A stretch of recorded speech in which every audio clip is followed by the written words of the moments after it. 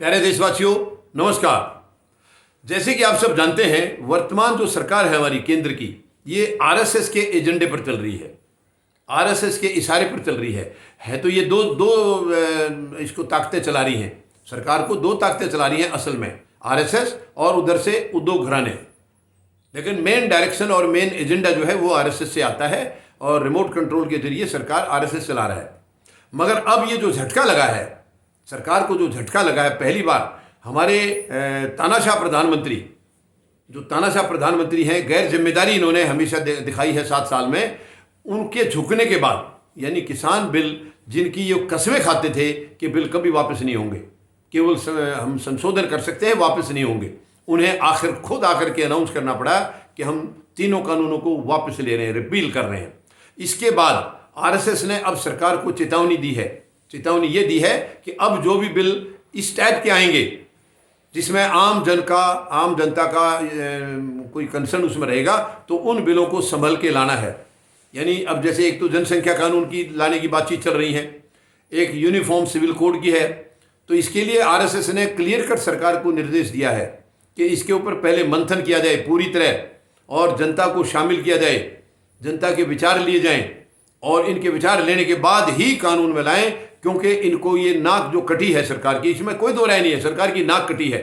1 साल इन्होंने जो किसानों को तड़फाया है, और ये तो क्या, ये कानून वापस हो रहे हैं, चलो ठीक है, अच्छी बात है, एमएसपी भी इनको देनी पड़ेगी, नहीं देगी तो किसान जाएंगे नहीं और इनकी वही बुरी हालत फिर भी होगी। तो ये एमएसपी ज़रूर देंगे, क्योंकि एमएसपी नहीं दी तो इनका जो सपना अधूरा रहेगा कि हमें वोट नहीं मिलेंगे, तो वोट की खातिर वो एमएसपी भी देंगे। लेकिन इसके अलावा बहुत सारी चीज़ें हैं जो सरकार को जवाब देना होगा, सरकार के खिलाफ एक्शन हमें लेना होगा। बिल्कुल सरकार के खिलाफ हमें कार्रवाई करानी पड़ेगी माननीय सर्वोच्च न्यायालय से। जो 750-800 किसान मरे हैं, किसकी गलती से मरे हैं? ये केवल सरकार की मूर्खता से मरे हैं, सरकार की अहंकार की वजह से ये शहीदियाँ हुई हैं। तो ये भी सरकार के ऊपर मुकदमा चलेगा और बहुत सारी चीज़ें हुई हैं। फिर ये कानून वापस लेना था तो पहले क्यों नहीं लिया गया, 1 साल क्यों लग गया? और अगर अच्छा ही था तो लेना ही नहीं था, फिर जो मर्जी कीमत चुकानी पड़ती सरकार के लिए, वापस नहीं लेना था। तो ये सरकार बिल्कुल दोगली है, इस सरकार का कोई आधार नहीं है, ये केवल मानसिक तौर पर बीमार हो चुकी है। ये सरकार मानसिक तौर पर बीमार है, केवल तानाशाही है। ये जो इनको जहाँ लगता है इनका वोट बैंक थोड़ा बढ़ेगा, ये वही इवेंट बना करके उसको सामने ले आते हैं। जहाँ इनको लगेगा कि नहीं वोट बैंक पर खतरा है, उधर से पीछे जो कदम खींच लेते हैं। तो ये चीज़ें इनकी बराबर शुरू दिन से यही चल रहा है इस सरकार का कि इनको जहाँ अपना हित नज़र आएगा तो ये उस तरीके से फटाफट लंबे हो जाएंगे, वरना ये तानाशाही चलाते रहेंगे। तो अब इन्होंने, क्योंकि इसमें आरएसएस का भी सर नीचा हुआ है, क्योंकि सबको पता है सरकार आरएसएस चला रहा है, तो ये कानून वापस लेने से आरएसएस का भी जो है ना सर झुका है। तो वो अब ये चाहेंगे कि हमें दोबारा ऐसा मौका ना आए, इसलिए अब आगे से जो भी ये बिल लाएगी सरकार खुद भी संभल के लाएगी और बगैर आरएसएस की पूरी अप्रूवल के ये ला नहीं सकते हैं। और इस किस्म की सरकार कभी भी देश हित में हो नहीं सकती, जिसके खुद के पैर कमज़ोर हों। बेशक इनके पास बहुमत बहुत ज़बरदस्त है, प्रधानमंत्री महोदय को अहंकार भी है इस बहुमत का, लेकिन उस बहुमत का फ़ायदा क्या जब बहुमत के दम पर आप अपने फैसले ले नहीं सकते हैं? तो फ़ायदा क्या?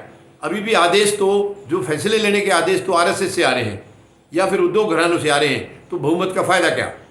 मैं समझता हूँ ये सबसे कमज़ोर सरकार है।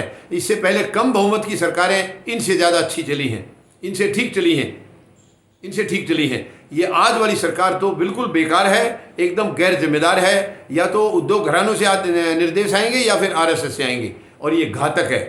कोई भी सरकार जब तक इंडिपेंडेंट फैसले नहीं लेती, जनप्रतिनिधि जो हैं वो जनता की भावनाओं की कदर करके उसके मुताबिक फैसले नहीं लेते हैं, तब तक वो सरकार देश हित में हो नहीं सकती है, बिल्कुल हो नहीं सकती है।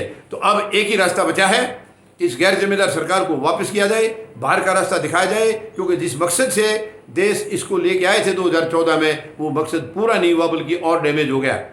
पहले से जो भ्रष्टाचार था उससे और कहीं ज़्यादा भ्रष्टाचार हो गया है। सबको पता है, पूरे देश को पता है, जो रफाल सौदा है ये सबसे बड़ा ख़तरनाक सौदा इस देश का है, सबसे बड़ा घपला इसके अंदर है, सबसे बड़ा भ्रष्टाचार इसमें है, और सरकार इसको मानने के लिए तैयार नहीं है। लेकिन सरकार कब तक नहीं मानेगी? अब ये सरकार का बाहर का रास्ता इसका दिखाने का समय आ गया है, तो दूसरी सरकार आएगी, पूरी छानबीन होगी, इनकी सारी पोल खुलेगी, एक्सपोज हो जाएंगे। ये इन्होंने जो जो किया है सारा एक्सपोज हो जाएगा। क्या क्या इस सरकार ने 7 साल में गुल खिलाए हैं वो सारा एक्सपोज होगा, सारा एक्सपोज होगा। लेकिन फिलहाल ये चाहे 2 दिन है या 2 महीने है, जो भी है, ये संभल कर चलेंगे। जल्दी सी कोई दूसरा गलत कदम उठाने की हिम्मत नहीं होगी इनकी, क्योंकि इनको पता है कि सर झुकता भी है। जो सर ज़्यादा ऊपर की तरफ उठता है उसको आखिर में झुकना भी पड़ता है। और इससे बढ़िया मिसाल इनको क्या मिलेगी?